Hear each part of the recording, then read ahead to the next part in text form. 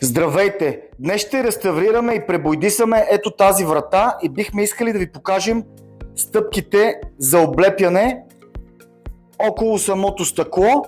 Много е важно, когато слагате тиксо, да бъде много плътно до самия ръб. Също така тиксото трябва да бъде хубаво, за да не остава лепило по стъклото отдолу, когато го отлепите. Не избирайте най-евтините тикса.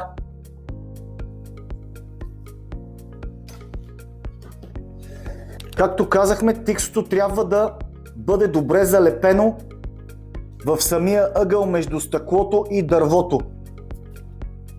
Ето този ръб. Разбира се, причината за да го правим това е, когато бойдисвате с четката отгоре върху тиксото, да може да не бойдисате стъклото и да го запазите чисто. Вратичката ще бъде цялата обиколена с тиксо. Пак показваме. Облепяйте добре и внимателно.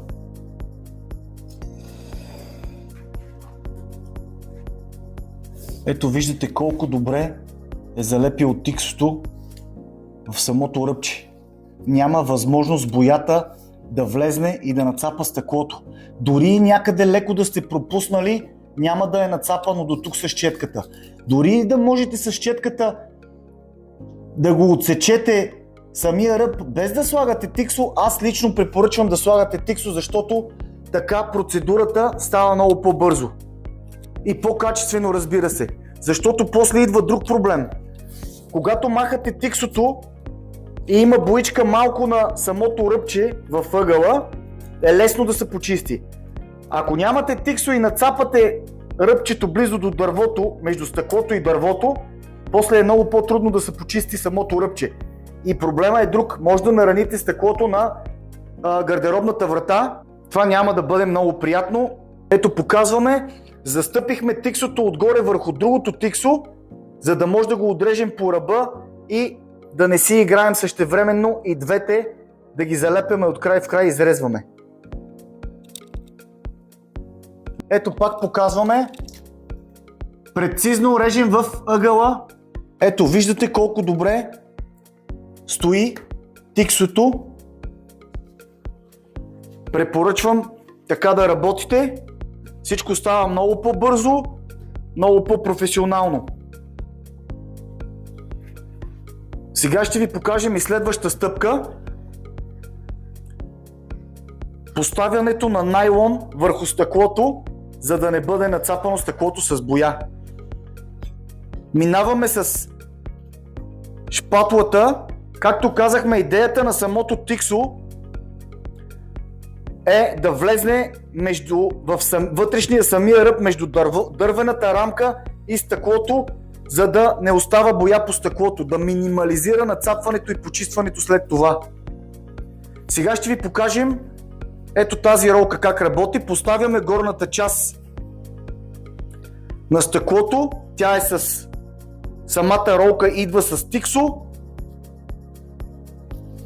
Изрезваме точно където трябва да бъде. Внимателно.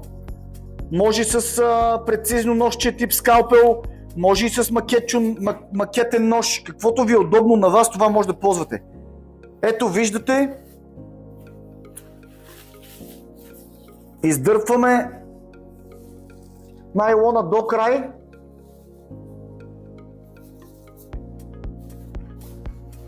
Полагаме го добре и изрезваме ето тази част.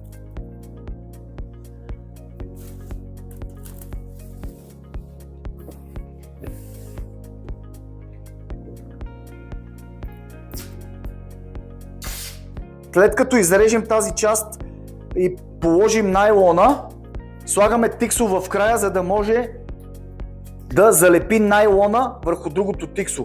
Разбира се, ето тук, където е найлончето и тиксото, оставаме малко разстояние, за да може, когато поставим, Вики, покажи ако обичаш, когато поставим тиксо, отгоре да може да залепи върху долното хартиено розово тиксо и върху горната част на поставения найлон от нас. Ето така.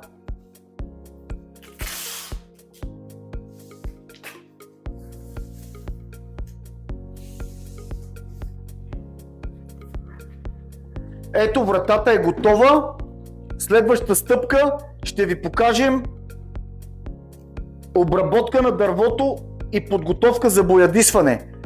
Но идеята на това видео беше самото облепване. Ако вие искате да облепите врата с стъкло, прозорец във вашия дом или на работно място, благодаря ви, че гледате нашите видеа. Довиждане, до скоро!